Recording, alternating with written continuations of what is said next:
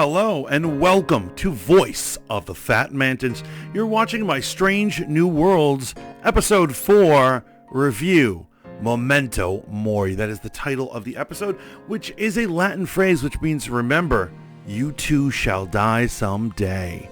Yeah, very intense stuff. Before we get totally into it, I'm going to have to ask that you like, you share, and you subscribe, and you keep it real out here on these mean Trek streets. There are a lot of haters, and we need to defend this beloved property we are calling Strange New Worlds. Obviously, I really like this episode. It's you can see it on my face.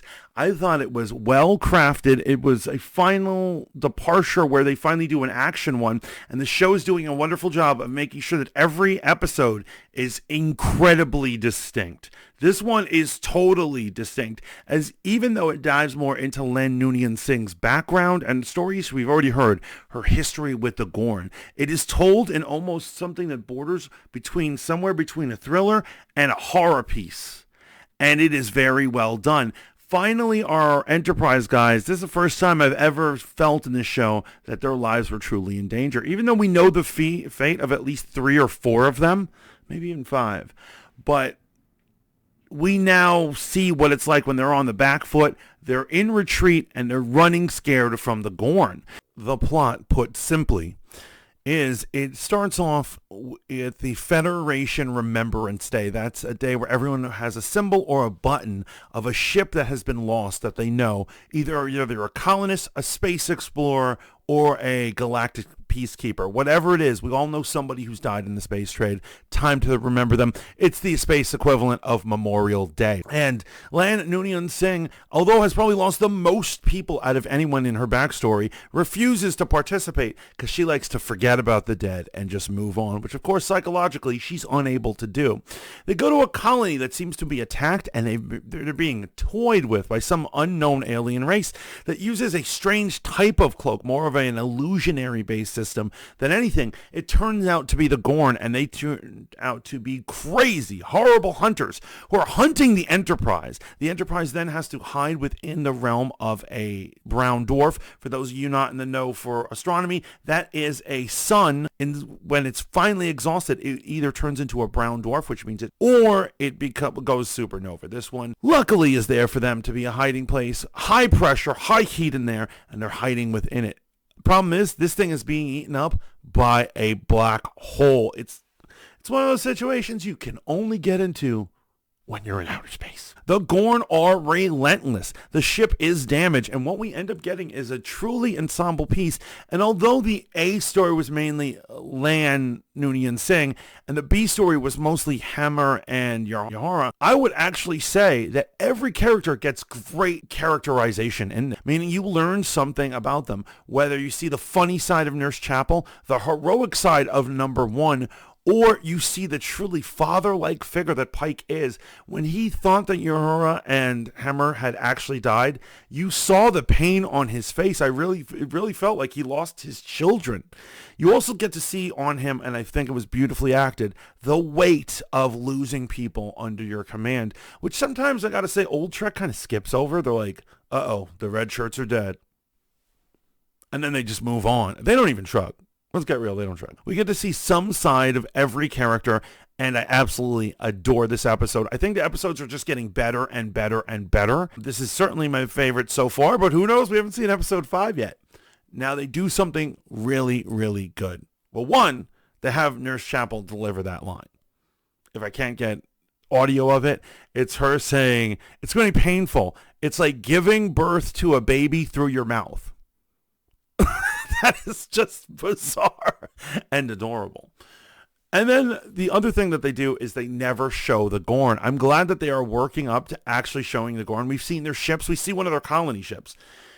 But we do not actually get to see physically be in front of one before. Now, obviously, the Gorn made their main visual appearance in the original Star Trek episode, The Arena, where Kirk gets to wrestle him. But where else have we seen Gorn? Gorns are mentioned all over the place, and their ships are always popping up in the original series. But more importantly, the visual representation of the Gorn is a super hot button for hardcore Trekkie. Going back to Star Trek Enterprise in the early 2000s, when the series was closing out, their penultimate episode, they decided to not only dress our characters up in the original series outfits and to get to fly around in a Constitution-class ship, but Jonathan Archer gets to wrestle a Gorn. And what they decided to do is they say, well, remember these old pathetic special effects? Now our fans get to see it happen in glorious, beautiful CGI rendered in the early 2000s. And it looks kind of like a lizard, as last I remember. But what ended up happening is fans were pissed off. They said he looks like a real lizard. Why doesn't he look like the Gorn we saw in the original one? Now, obviously, in the original one, the Gorn looks like a bodybuilder wearing a paper-mache dinosaur head on top. Why would we want to see that? Now, there has to be some sort of hybrid. Good CGI that makes it look like it could be an organic creature, but still looking like T-Rex-faced bodybuilder from the episode of The Arena. And I'm dying to see what they're going to do. It's very important to a lot of us. A lot of us have to see the Gorn and what they look like. I have a feeling that they're waiting. Probably because this is so far the most recurring plot. I have a feeling this is going to be a season finale thing where we finally get to see them. Hopefully someone will kick their ass. That's going to be a good time. I absolutely adored this episode. I give it an A+. Now, there is a weird downside to it that I did not love. Super minor nitpick. But it's weird. They show on a star map that there is a nearby brown dwarf, and that there is a black hole eating that dwarf up, and they're going to park themselves inside the brown dwarf. Yet they never show any special effects of the ship doing that. They simply say, and we assume it's done. And I think that is just so weird. For actually the audience who aren't visually minded, they're not really going to understand the situation. Are they in the brown dwarf or in the orbit of the black hole? What's the situation? They should have given us those visual cues by simply giving us some CGI. They also didn't show us a particular Gorn ship get blown up. It was awesome when they dropped the photon torpedo and it's lit up. Photon torpedoes never looked so cool. It was awesome. It's spiraling down, and just as it makes impact, they cut Spock's looking through his binoculars things, and he's like, a direct hit. We've destroyed their enemy vessel. And they don't show it blowing up. And I was wondering, are they trying to save on like CGI stuff? Don't get cheap on me, Paramount. If you got money for Discover, you got money for this. A far superior show, let me say. And then there's one other nitpick that I have to say. This one kind of outrages me. Spock mentioned his sister again and him missing her. Can you stop talking about Discovery? Can you just stop it? The fans of Strange New Worlds want to pretend it didn't happen. I certainly want to pretend it didn't happen. I don't think I'm going back to that show.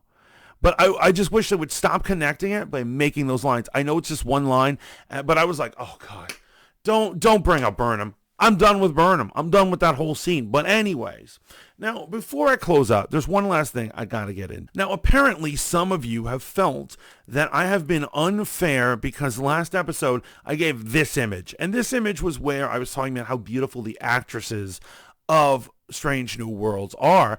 And I didn't give homage to how attractive the men are on this show. In other words, I am accused of objectifying the ladies. So to only make it even, I've decided to objectify the men. Here goes. Oh, yeah, you go, Spock. Take it off. Oh, look at that manly Pike. You ride that horse, boy. You ride. Oh, yeah. Oh, look at Hemmer. That's Hemmer out of his costume. Oh, handsome man. Yeah, you lift those weights, big boy. Big stud. Oh, yeah. So there, we are now even.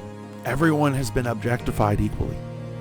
So there you have it. There's my review of episode 4 of Strange New Worlds, Memento Mori. What did you guys think of it? Please let me know down in the comments. Have I forgotten to objectify anyone? Please let me know all your thoughts, all your theories, and are you a defender of Discovery? If so, I may have to apologize, but I can't know unless you let me know in the comments. Also, remember to like, share, and subscribe to Voice the Fat Mantis so you can get more reviews of Star Trek, Star Wars, and all the nerdy stuff that's fit to print. Until next time, ciao for now.